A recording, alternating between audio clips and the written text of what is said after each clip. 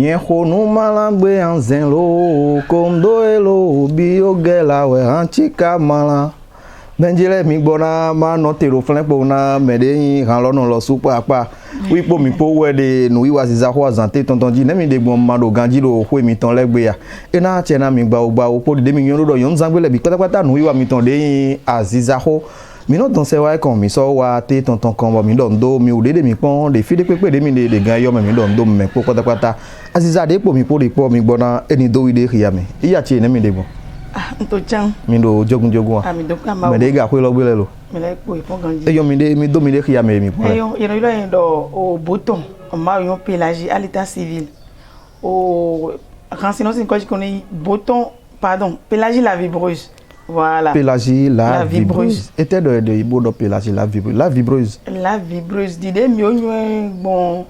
o de wada iro tan me fini bon yi o se nu gongonde ba eno téléphone ne ye do appel me le me do grrr bon ya mo wi beto de no awa nche bon pon nche o tan me yi woru to pa to na be azazo nto gbon wodu si aloji we to tan me lo pon kono c'est que on sa gba che ne mo do poto mi di bo son lo yi bo nzenyere di zena son lo le ah c'est comme si union se de wa so we yo do we eu não bana rumbi só no povo na bana gaika aso tonton no monko ton de wi xalo bo am e blo do mo e no vibrer de do no xalo mo vibrer bo coach fi bi no rum gigi bo yo bata wi de fi nyon yo e da che da mi gba o ne ga do pélagie la vibreuse to teme o so gan mo fun e yo la vibreuse comme mi do bouton là ton son we me we me ajon bon ajon oui mais tu la sakwedo ajon oui a sakwedo eblodo ajo nto we menu yin pélagie we menu yin pélagie bo no che ya agbo menu eblodo we menu bo ilo yin agbo me oui eyan e na che na mi mejele mi gbona mi ajo wasa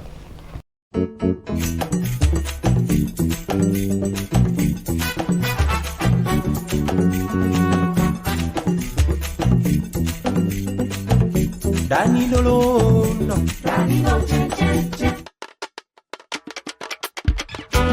na do wlen to kun ton zon kanu mo gbenu lo plan wa ma o gbodo to sin kwegbe wiwe zon bo ye o kodoto Daniel Scapa de alomere akoti mi okon no ko ye ma do gbejito akolu wen to Royal TV don zenu wiwa da ho do koro te be lo DJ Medekanu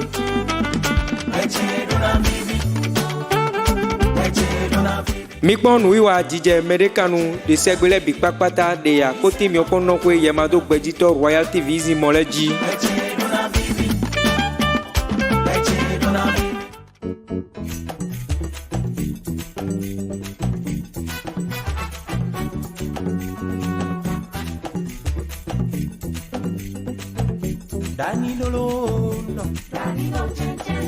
yo mejele na chena mi gba o ajogba sa sin ye kan ne me mi na gbogbo da do jakoni kutu na ntoto gan da hodopo emene de kuton sin to holo me ko we gbodon ni ndo ado mo mi bo mi to le de tesian zanji ye o le we so na mi bo mi dodo le yo supa pa de juro do anason bo aton gbeto na yin ko bopon tempon bo do jakoni kutu e na chena we gba o pélagie la vibreuse mi kuche boka kudo jono do de mi bon de mi wa e bibi bo ja cho tite ngwe ton e blodo we men le eyan gbe ton sin teme ne gado aziza etewe so gan do nukun to aziza kole ne do aziza ya do nukun keke ya do nukun o nukun me ya do nukun drapeau meton zeiji do togudo aziza do na yi mu o di wepen ne kun me mo mele su aziza do na yi nu o ya do gesi aziza do yi nu ya dran do ro mi mo meyo amo we ni we no fi amo meyo aziza de aziza e me nu gbelegbe nu dagbe me de pepe de aziza tana e do yi nu bo ne mu ele imo nu wa ton le imo ni no meton e ma fodi de ton e do yi nu bo na pon nu o vimiton vile même mero bogu pe beto de aziza e ge ena bon aziza me bo nu wa aziza to na te mo me ne ena so tali ede basi ede zewule bra mo te bu na inu gigo lo gbelo me ni ro aziza me hanji kele ni ko aziza fi me le bi mo ro ya zenu bo jigan o gbelo mi lomi a o e me le kuma aziza parce que e mi apon we o to de vo mele yon ro Occident to gudon le nu bayi bo yan se ma bodo Afrique awo e men lopo lo ne e men lopo lo o le egbon vovo nínú mele ivo tito le ivovo wa lo ivovo na afon yo to me din e ma jiwe bo atonje konta mo dogbe na me amo ka bi flan bo gbedi do ye me pe wa se de ko de bo do ja ah je fi anawe ama fi o donc là chacun pour soi Dieu pour tous mais Afrique fi esi esclavage bo mi wuli bona mi le bon ya lo mi le tongo bon do mi na yido mi le wu mais e wa moro aziza e no ba mi c'est que me de fi me no ba na copier Occident mais do don le ba me ko mo no ba ile mo che mi e ton le bo ah egbe aziza c'est comme si e jiwe bo fi atron amaso nwe awon di filobi boy no bana ba lo bo iyero na enwa na aziza me repond anyway ji lo anyway nte o c'est que akara me aziza anyway no aw nu aziza no ba si nu o khledon kabi gesi we na do gesi do diogon fi aziza ton po lo ne parce que mo jemele kota voilà e da chera mi gba o mboku do mo jemenna mi ga do na we jogun mo mi le mi bi o aziza me o ja lo zun wa diom to ma beson no esi ko me awo parce que de ngwa gbe me be trolo weduji beson la zome même couple me fi bon le bi di wedudu ni se musique fi de be milliam dan note diom ma beson o no esi ko ma ro di no beson no esi ko me bon no jigan to ji ma jigan o no e ma jigan nko subi waro we me jende ka bo gbelopo ti wo de no ko drome ede aziza de no yin boy you know job kan de aziza no wa gbe me fe mo de asi jo di nyina yo do nyen di nyina zen to do ede asi bo wuli bona pasu mele de me bo you know do pe jo ma no gbe lomi di mele do amundo gbe di oton ama so si gbe o ma wo pero to na mi do nche bo ndo fie de kon aso me wi anu o gbeto wiwi edo nu dai do ko fi de gbe fi de be e do na yin do we gbeto fi donc de wa de kon buru we lo mi ado azade asi pe de asi bo ngoro we du bo to tun pila ye la vibre ye ma tun la vibreuse mais ye tun bo nyo do wodu to bo ne mi pe konkuro fi de son we nde njobo be ru di mo pe konkuro fi de bon nu mi ko tun ko le bo no blo peut-être ga vacances we o groupe we de joji no gba premier groupe che no gba premier e ji wa de bo no aro nka e ko lo fombo on ko ma be yanzen to tu mi na bon ko jo to fine bi kan lo wa mi son début à la fin mo no e di o so fi di nu e kan ji bo no do e kan je mo da so ma e ga ro kan ji nu ele di be nu mal kele wi wa no de ma e do asiza ro mo asiza mo anu pepe asiza ta ko mo so gbe di oni nka o be cho na be kan mi di nka o do video do vi we ma gba nu lo di mo no mo bo se je Congo bo isi do bo de ton chon grande ton ko blo kan de ba secret sexy bo de ro ino dai hun se ko yero we blo eni ma inu bo nze le bo enu ba drum nze awo de no do wa mi studio anu duwe aka se kan bo de une na chi bon blo lo mo me we awe lo we nze nu ko tam bo de blo clip o tam me chobo o ma jo wa be ko dum na bi nze se kan lo wa bo de nde ton le nyu do o nenu edojiwe ama besoin bo na do noto se ko meje ka bi family meje atron ka bi to ina jiga ino ina jiga grandpa che awo to ngo su bi we po bunta osu boko ne aero star clé un de ro be ne ko mo fi mi we po emi a blow emission de mi no blow konti mo ko ton de bo e wa ndo o to esi no e wa vodunsi bo ne azawa ne o vodun atane le mo ne zeran le awo to no don donc nko su ko bo wa nyo histoire mon koton oui ne o mi ga ndo ko ni le ko do ko te ko we mi ade kin poklan ko no mi bio studio bo do mi na de agbanti tanton le oui nous bio studio d'agbanti tanton mi na do l'an 2005 2005 jigan nu konton mo d'agbanton o kan te we tan lo me secret sexy mi ye ji pede lo me gande dimbo me de do mo ma awo o ma jo wa lo je yan bo de abode o le jaguar o solevi kasama dogia nele no vi na be no mi ton le no yo la titri le no vient itra donc ne le donc ton wa de kan panu konton to mo kleto on ko wa mo aswe sin ko gbende dimburu fidi Donc, alors, ton poids, alors, tu sais quoi, l'an 2006, le 10 décembre l'an 2006, et il est le rôle des arts, ou bien, si je ne me trompe pas, en tout cas, 10 décembre l'an 2006. Voilà. Hommage au roi, alors. Et tu es mon caca, boy, doigt, quand l'on met temps, mais non, tu as d'abord un peu doigt. Donc, Randimai, des beaux verres, domitri, bonadira, ah. Donc, il y a des révélations. Oui, mais il y a des révélations. Dès qu'on y a des révélations, chant des noms de nous mimons des rois. Donc, il y a des rois. Maman, on fait pour moi, rendre nous sommes voyants, on peut rendre bon. On nous malambe en zélo. Kondo elo biogera ouais on cheka malan misa lotoni do savade nu eko fun yovo wan bo fun mewi wan pon awon te ka po bo nyane ma o fun pon misa lotoni do savade nu ejona do gbemi ton la ejona do gbemi ton la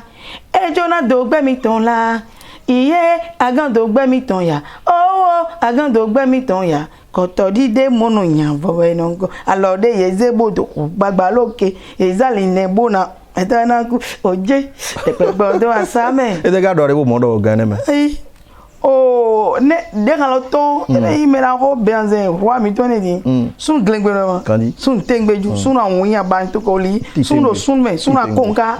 donc menela nous dosi wa le temps ne do akwade fun o nous ko il a guidi lo nyon sin alijima donc o alion ali temete mi wa c'est un temps alo mi mondo e don si ma mi c'est temps ay ma da si le da si we ne e ka yi days e pe to jo to me o to me don ko yo nyon si la ne mo mais oui de lu do mon gou son dit donc en tout cas mais la bi mais les mains no bo ro gidi mo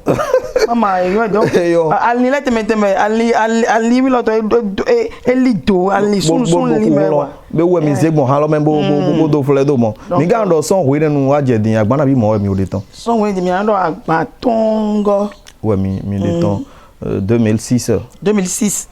et mi de hommage au roi ton bodo asame et moi de Solevi mi na après 2 ans parce que hommage au roi alors et dans town et ma nouveau jomedo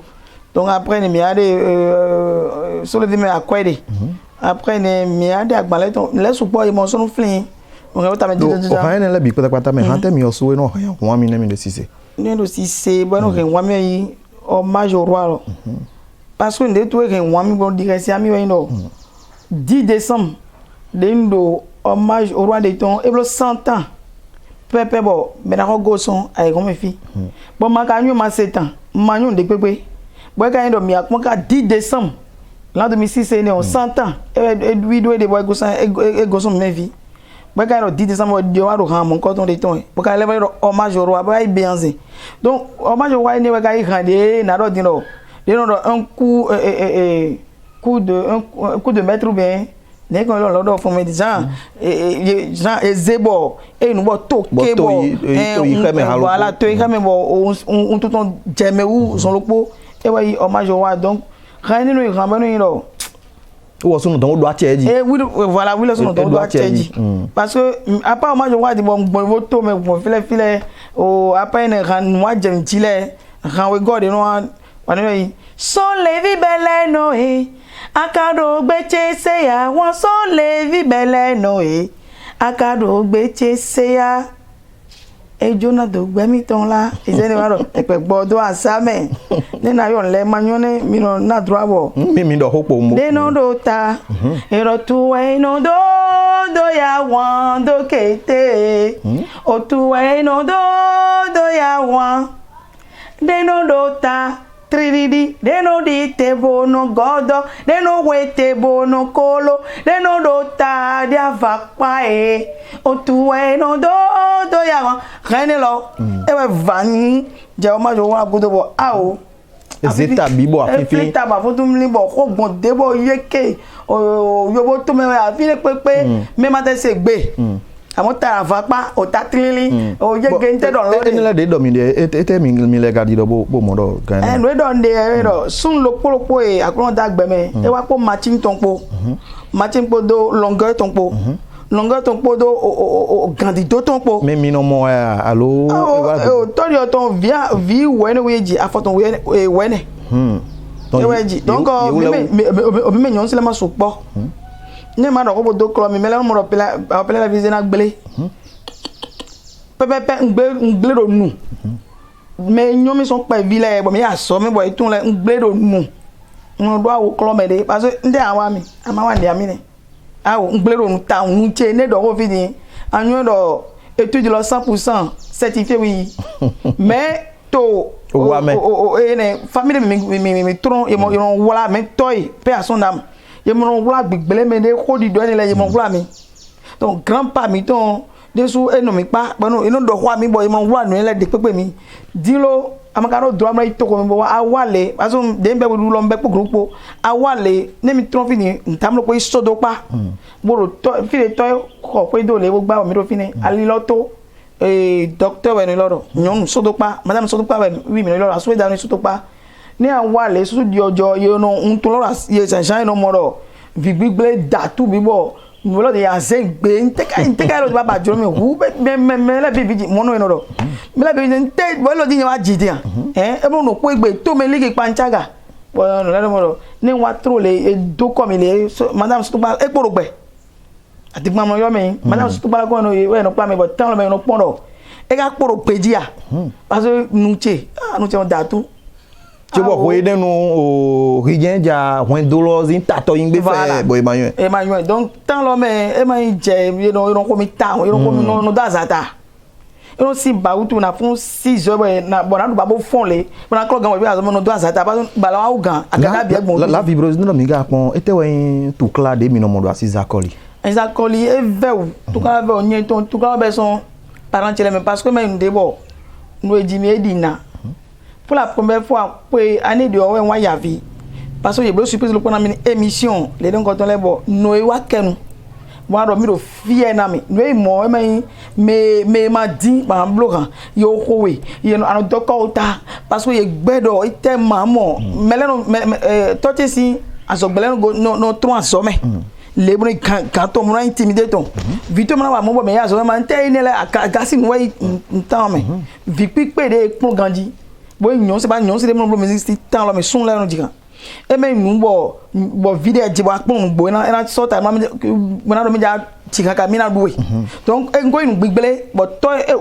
ba la ko to e ko bo no che ko do famille to me we to wa trito donc de wa bio musique lo me le e me je boyka donc na do pondo de ma no do na so dasiame c'est que velo di mi do to me bo ye la po ri do ka je gbedi mais de ma no do na so dasiame so e ba ze sun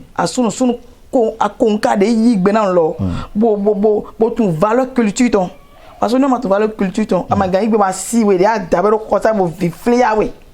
e jivi so bo ji nyon le ji ho wa we bon nyon si mo ko to na do mi ablo musique ro o Afrique si to me ton di awo wi le so do famille ma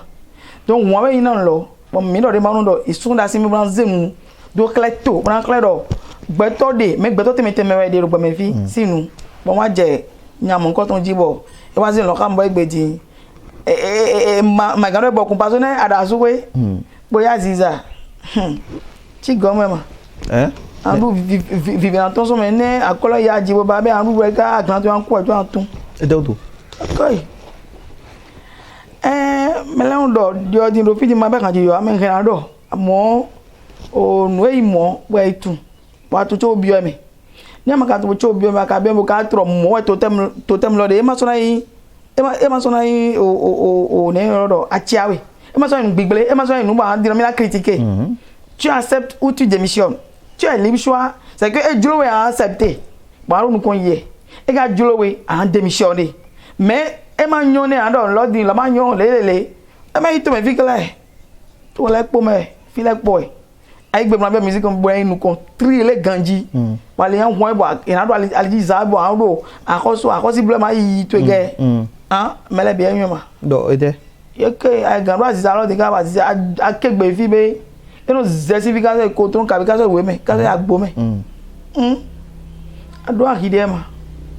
ma wena ma do akide ne timbo an so blo po bo ye na do yon yo ya ka bi na mi lo mi nywe ma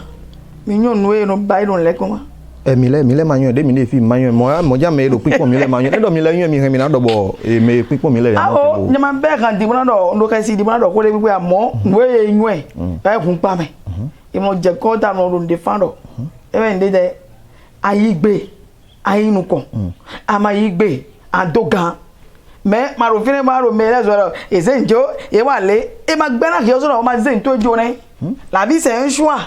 ne jo yen gbedi bona na gbe asu bo ze njo na ze njo bona do tala ma yi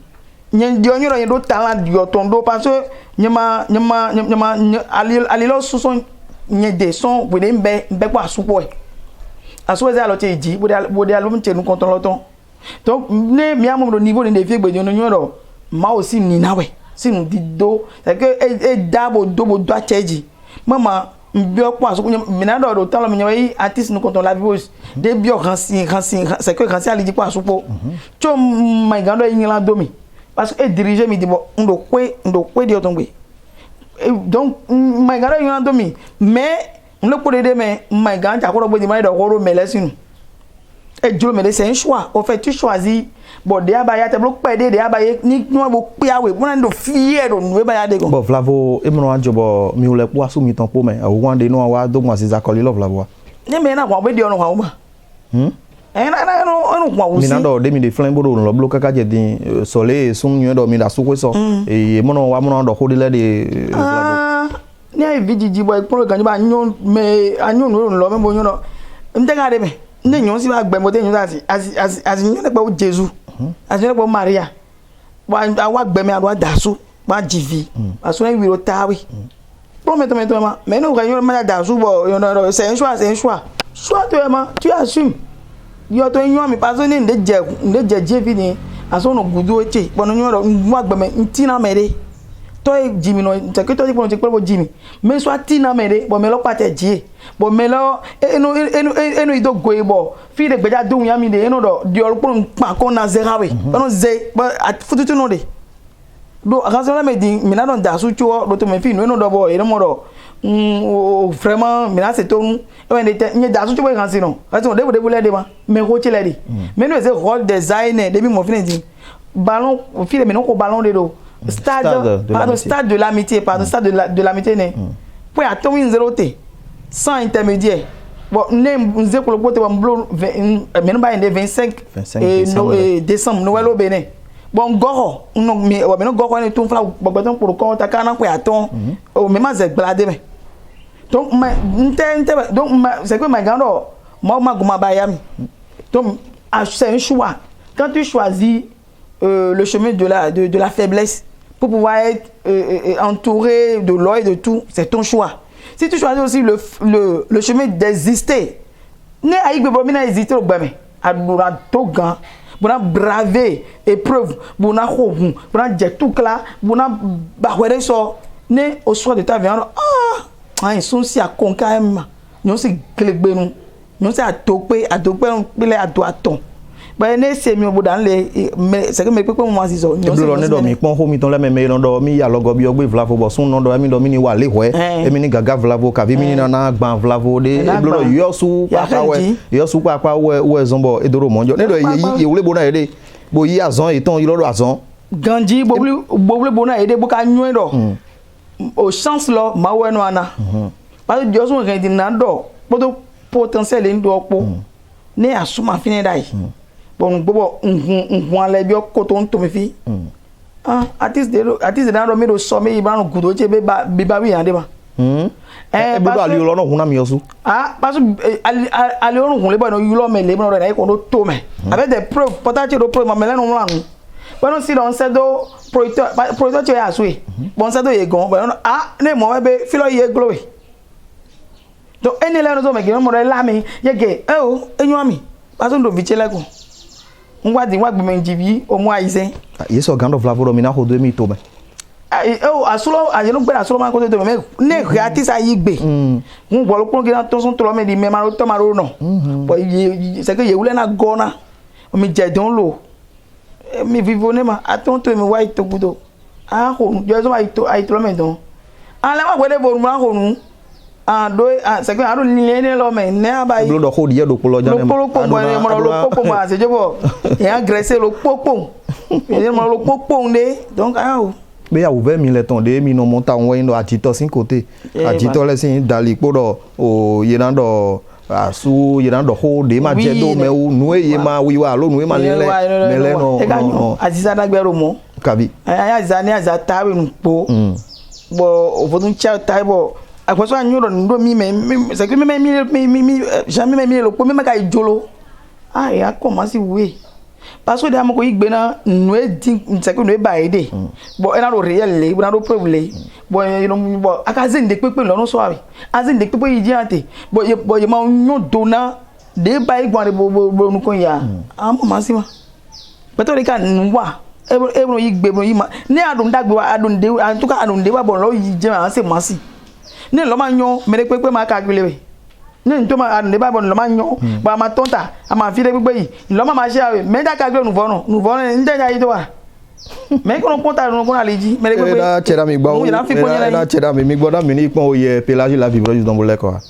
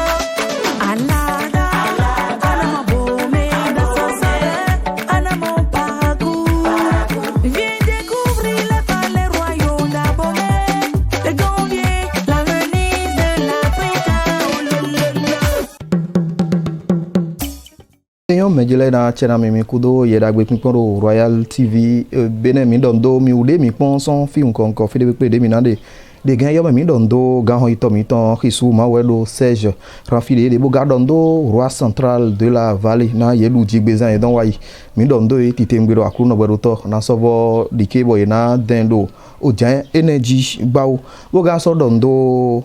o Diaconie Couture de Podogodo à l'Okande Jimmy Sogan, il a dit 97 96 39 07 Diaconie Couture na nepepe de adjuro vers where et non tourner le soupa pas son temps qu'avait yon temps de pepe et na tona avec couton zin to kolo medon ou aider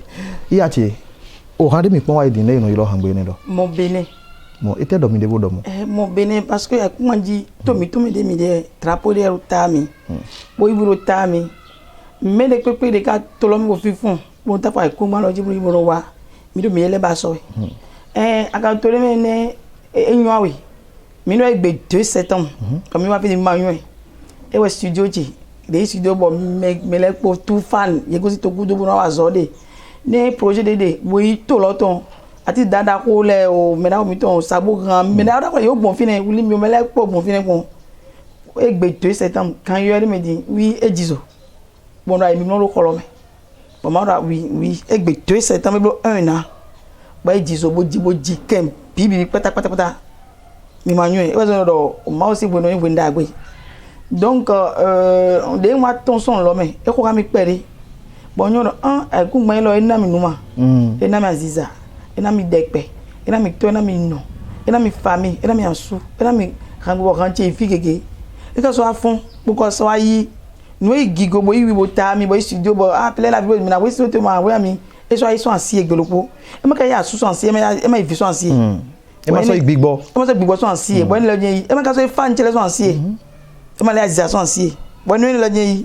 na do pe na ma o to na ho mla e kun gban e dami bo no e do appelé la vidéo to go to tami no yin béninoise yin mon Bénin je suis fière d'être béninoise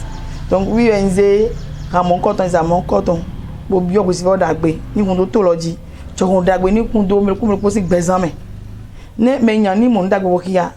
boaze o centre touristique mi ton le no ya gbo me o jewe medin to fa mi ton no e bayi o wi dawe a o na ti tengu filepo nze do ran lo me bodo ze to mi ton sana to gudo ni apon clip lo na 4 minutes ya anyo do wi azizarofi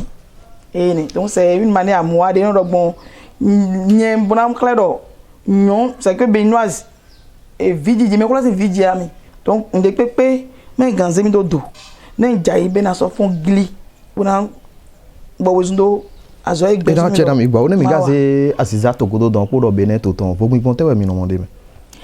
egbon votant parce que l'auto de l'eme mais no eze Niger fin de bo mi Niger vla o bo mi je wa ne don di ne mi pon réseau GSM mettons les réseaux ne la dit comme ne mi pon publicité na o mark da role artiste eton le de no buy film le de no digan wi kele mi amuro parole ji nde pepe de me lo boda do gesi do tore me artiste we c'est que eton le wi yenonze I say guys c'est mo de bogo sin tore mo wa bo no pelaji mi de bo to me don pon me de ko ma se ko mi do wa bro wa nu diami ne mo réseau le cabinet produit le ne kwele aussi le artiste eton le mais vous bondé gbomolo do ay Côte d'Ivoire lokpolo ay Ghana lokpolo ay Lomé lokpolo donc mais to mi to me fi ana zolo awe lo na yon mes félicitations oui janse mes félicitations et nyon ta mes dogan et to do garon mo you know me oui là na do lo ami mi no égoïste c'est que mi no ego mi no banando nteno ji ni tezum ji din eme anu evito to jimen de fi olo jema anu evito nteno ji bon lo de yon diga bo o ne nka yilo kan so da ko se di so don e wa de din lo ne yilo de na do nche ntume amado so nyome ga de so sien ndo relation alors que nous on pardon e wa ndo no eze réseau mi ton la di mais le togu de le mo am crédit ne yo so de film artiste din ne na blo awo na blo ndo ncheji to 1 mois e be 50 millions no yi artiste privilégié awon yi gbeto privilégié le réseau le di cho e ma do file bo lo mi pon me wa blo concert popo ne alors que chaque fin du mois au moins 50 000 no bono awon réseau limité mais de pepe me no se gami ton le bon yi kasi mi ton le di monsanti de pepe mo gozi to do le de mekcha mais béninois le bon e bon bay no ko ton si e blo mi ozo nu mi don ze ko ngbe oui ma wole bo na nu mi don neze mark de bona ici cabine de buji mi je to lo me do de bo la me de vo le bon to son fide vo le bon do parlo mo yi ko gege bon mi ka ro fi ne mi e do mo pote mi ayi nu kondo ni ga na blo bon wa li kuna no le de na blo ma li kuna no le do melo po de to son localité lo po me ne do aziza do to ton le me ni ze bo ze je khle ba yi wa ndite d'abord ouais ni dios to son to me de so si we ni ro gamblo di si la si wa gbe my god me cheated din but no pele la biblos yege ne nu lo de ba me to chi me si pe ya de no ba di je ma mi la chopon to me si pe bo we me pe ho do mi we me pe ho do de e me nu di ba yi lo mi di bo bona do ina do vie ma do de ma na we amo pe ne mi azebo ne ba yi to gudo na moro we me vi jiji do nyon si la me do tradi moderniser me di olopo no we mando tradi mi amo mais tradi modèle c'est que na humba na ko trini trana mele jolo pono we to son don we epo jawe to ma sin ko me dilo e maga do le ino do ado ya ama se ko me o de jande bo ne ko be gbole mi na foma me se po ya me na bi nyo jira na se po me na ma se po me de e yo jawe awe e ma sin ro pe me ro to me fini mi na so kemi bo ndo na ma na che bo yi bo blo ka alors que d'abord mi be so fini we nu e di bo nu ene nu wa bo no za sisa bo no bodo ko le ponu mi po me na bi de diaspora do to gudo à travers ne lo brando mi do nyon si de vie anyway alors gudo alors do men le mamo po so me ko chele me we but ndo me ko che cadre we ro file mamo di monando nja yi wan ku di mai to me le file mamo po yiro si lo che ne jizo we to tun di we tun mamo le di monando mi tron apa we don bueno o yege vije lele di mamo po nous capable de demander no 25 nous bene bo nous doit job plus de 500 enfants mais non bon quand pas mais les non mais maro nous kun c'est que better le bloc na mais ta combien de c'est mais right mais fait nous revenir là bas dit on ko kaka c'est que Jean no tiri on nous agbeletran agble agulation na me akpe diboro mi kado ene le bi pata me ndido gan ho ito de pa chena do azizalen imajuro mindo pali na ye mind de meresi gonkoma fond de la kwiti ma ipon o bibe dra right ma ipon de lo de we bi na do ma yine bibe dra wo you know you man do tem de house no na to na we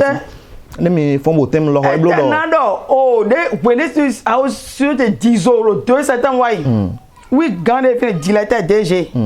e ja compension na mi bra yan do e ja souhaiter no na bo ado waro ma wa bo yi do no ene o mwete ene na mi fin pere bon do yi bo 300 milito son woni be kan jiji e ndo de le avec preuve do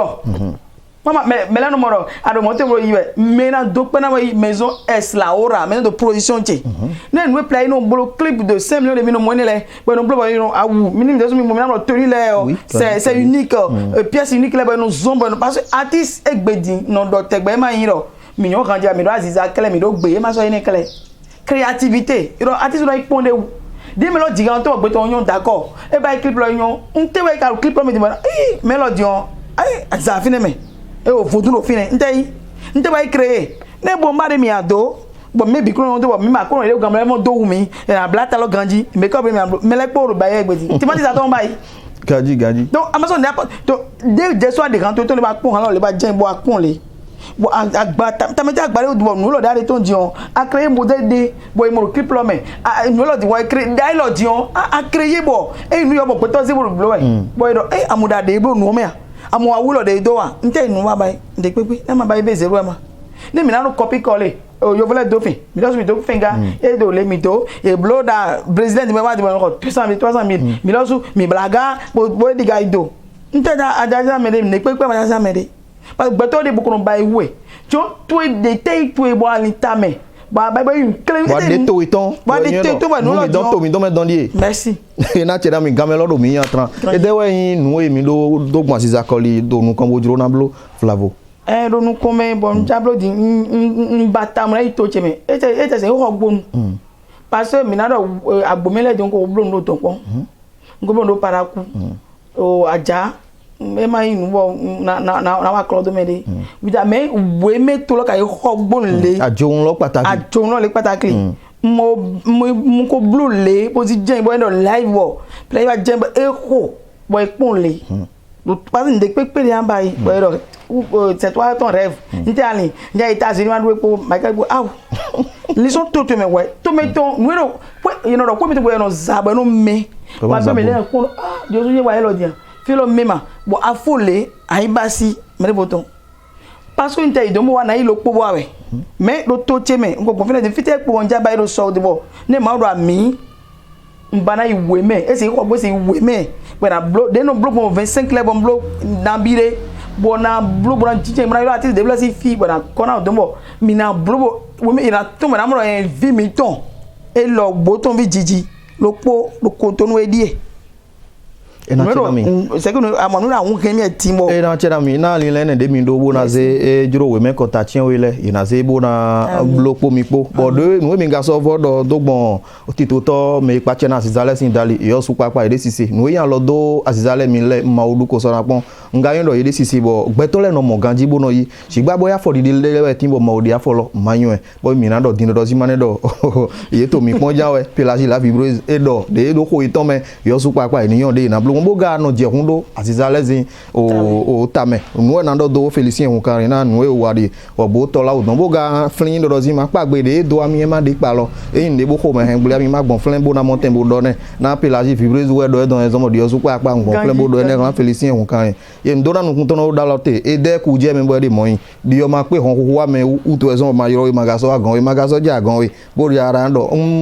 ba na gbon fi o bo da monten bo do mo ndo me mi u de bon mi son fi un conco la vibreuse ne do na yoro mi lo kan de je so gan yoro mi bon blavo nous na yoro mi do 97 49 42 13 be alokan de ji yoro Pelagie la vibreuse bon bo moins trop lo halopo bo e monten bo vivine hangbete mi do bo na monten yina Royal TV si azon pa o de clé o de vivina nyosi so yon jeune melekpo e jagua bo ne lo mo no gbede asochero yonu bado tole mi joye doye ni dugba e tombo nyama ko ikwesia e ikaka enalekwa undi da kwegbe tonele jodonu mi bowli nu osunele ye ikwegbe tonele nye kale de jiro jagu achewu oche meje weno aka osho atreyi analekwa oche meje weno aka bebe atreyi analekwa ene nze jagua bo zero afonu nyon lopolopo asukwe e ma plaisir nu mo van bo ne wa zanzan e onu menu kaso ipadanu suluwe azo ito eblo bo nu we so kemeni de atant ni de awro pegbe aso ito ko me ko de ni bo ni wa ni me so for glende ro to ko me bo kuja towe de yi ko weto ni agbe alo enablo donc vomi ani yigbe bo ke nto bebe don voilà bo kana bio me mi to le do mi no kenklen mi azizale mi no yido miwu mi de na ze mi su mi e no mi do ndagba mi do nu le ni blo le no ma nyo mi no to ko sin le ba akwewe ina blo grand bo na nyo bo na stylist de comment blo egbe bi you know the same lion ton no aziza kwe so ton e do wa de ran po so ton ko de ton ni aro di de to bo lo yan mi ma ka de pon we ye ma do amade me you know de ni lo bi amade me be ade me atenyon blo amade me lo mo mi nyon de don de me ma de me no no me e mo no me o din ka fo mo mi ka njon bi o mi e bon fo no ro kwa de ton e ko ni na boutique ma na ko mo to da gbe bra do o ji loru na mi ma ro reso ji ma do o amapele ko mo to de vu bon ba yin le pe bon no to dion mes félicitations ya tia mes félicitations agbenu e ma me eneje mi no do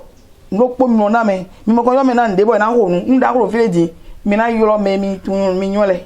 e ma nyo e me mele po si aforo ko uta e me ka mele po tu me di alo o fle e yo nde nda ko nu e me nda bi ko boko ne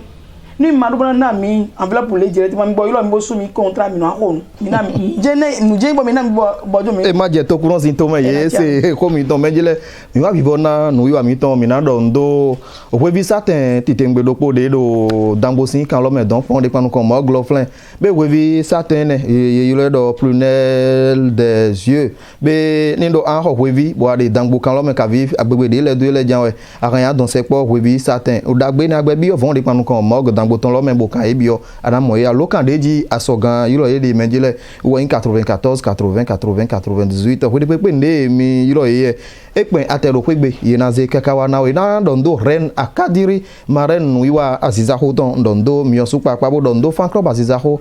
dondo menao Marius Grand Niger don Marc Pecos Grand Londres parent aziza hoton Grand Londres